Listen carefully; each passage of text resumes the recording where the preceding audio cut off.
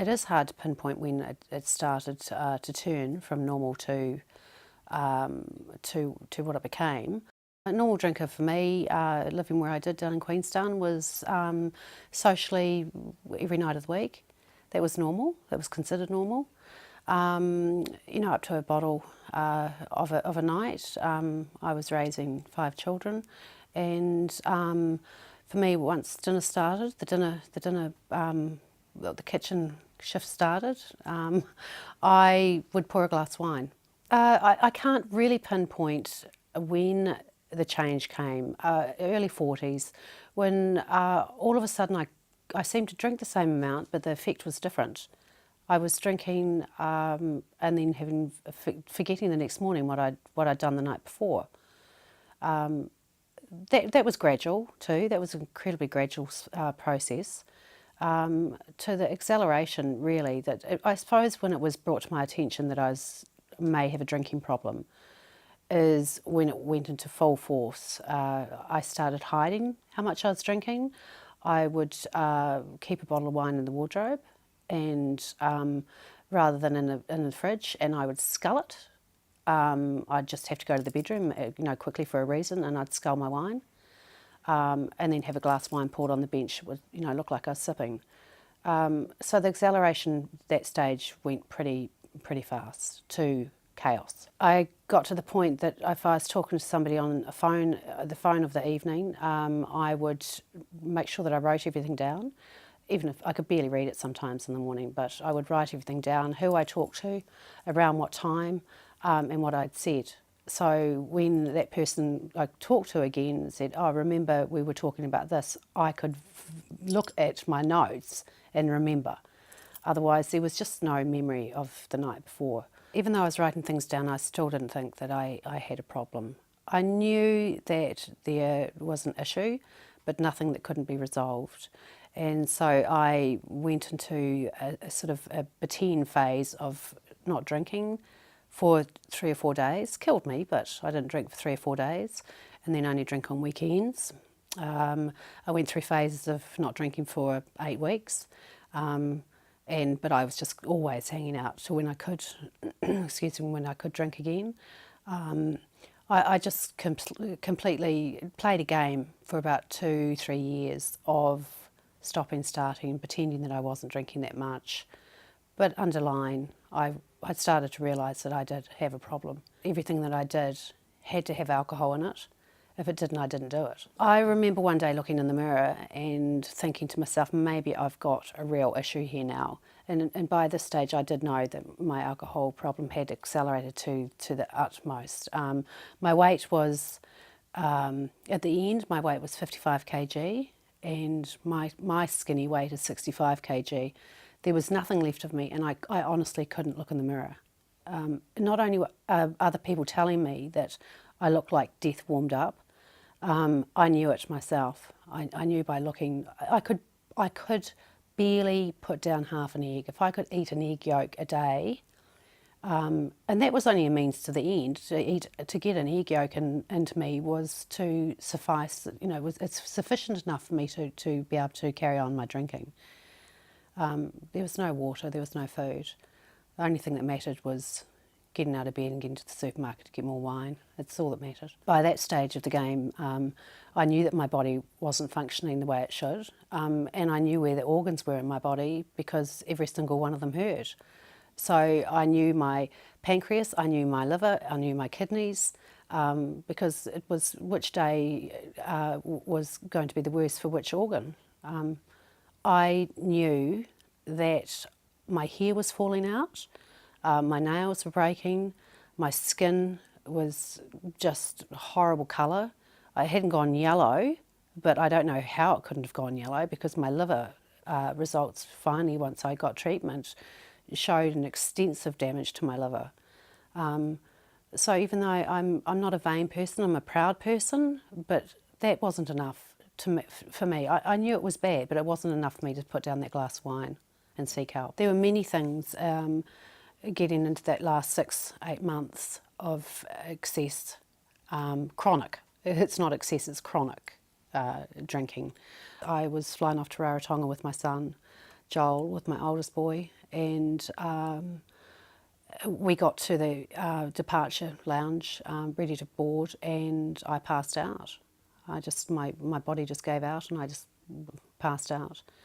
And the minute I came to, I saw the look on Joel's face, and he just said, Mum, we're not going to Rarotonga. And it was an incredibly heartbreaking moment for me. He knew that I had a problem. He knew I had an excessive problem. But it was a moment that I do remember clearly now. It's a moment that holds me true to what I do these days. That I had to talk myself that quickly to security, saying, look, I just haven't eaten. I had a couple of glasses of wine. I'm so sorry. I'll be absolutely fine once I get on that plane, which I did get on the plane, and we did go. And we had a lovely holiday, but tinged with his major concern by then of my drinking. By then, it had reached a peak, and he knew it, and I knew it. Treatment in the end was because I actually realised that I, in all seriousness, wasn't going to be around much longer if I carried on the way that I was. And you hear people say that, and you think, oh, things couldn't have been that bad. But they were that bad. My mind wasn't giving up on the drinking, my body was. The turning point also was my son saying to me that he couldn't take it much longer. And that's, I think, when you realise that you're not just hurting yourself, that's okay, you can hurt yourself, but to be hurting those that you love dearest, yeah, it's pretty bad. That's the end. That's the bottom. A really good friend of mine had contacted Capri, and she said, she called me. She wasn't pushing me, she was guiding me, and that's a big difference. She contacted Capri, and Michelle phoned me, and that was, again, that was the pinnacle point. Michelle talked to me like nobody else had professionally. It's like she could read my mind. She could understand where I was. I didn't have to pretend. Of course I'd been drinking when I spoke to her, but I do clearly remember the conversation, funnily enough. That's not common for me, but not at that stage. She talked to me to the point that I just knew that if I could only get to Capri, then there was light at the end of the tunnel, and that's all I saw. That's all I heard from her. That's all that mattered. Unbeknown to me, my family had already researched Capri, and my sister later told me that she had wanted to try and get me in to Capri at least 8 or 9 months prior to me actually coming. But in the end, it was my decision. Things took an enormous turn for me, enormous turn, and I still try to pinpoint what it was, but I think collectively it was the unbelievable understanding of the people here. Most of the staff have been where you are. They've experienced firsthand what addiction is, and that is massive. You can't teach them anything because they've all pretty much been there and done it better than you. And suddenly it felt for me like I was at home. I was amongst my own, which sounds odd saying you're amongst addicts and you're at home, but when you're living the life that you are and the secretive life that you are when you're an alcoholic, it's a unreal thing to be around people that do understand you completely and wholly. I learnt so much in 28 days. I learnt more in 28 days than I'd learnt in years. In education combined with understanding, those two key elements were a success for me. I decided not to go home. I left Capri after the 28 days, and I never returned home. I put my things into storage, or a dear friend did, and I stayed in Auckland, and I haven't returned home. It's because of the outpatients group that's run here through Capri. That's essential for me. Although they have them in other centres, for me, being the chronic alcoholic, I hate the word, but it's the truth of it, so it's got to be said. I needed to have the security of being able to come to Capri for outpatients, for family nights, and if I felt, and when I felt, because you certainly do, it's certainly not an easy ride, but if you don't climb, you can't. If you can't fall, you can't. If you don't climb, you won't fall. But who wants to hang around on the ground? You've got to go through everything slowly but surely afterwards. So I've stayed on in Auckland, and I've stayed near Capri, and still come once a week at least. One of the counsellors in particular here, who does the outpatients, I need sometimes just to hear things that I don't know how to handle, I don't know how to deal with. And he doesn't exactly tell you, but he does guide you. And I need that still every now and again. So I'm a volunteer. I am now, as of March the 6th, which was 4 days ago, I have been a year sober. Yeah, and it's a funny thing. I say that and I celebrate it, but one thing I remember, and I won't forget this either. There's certain things you'll never forget.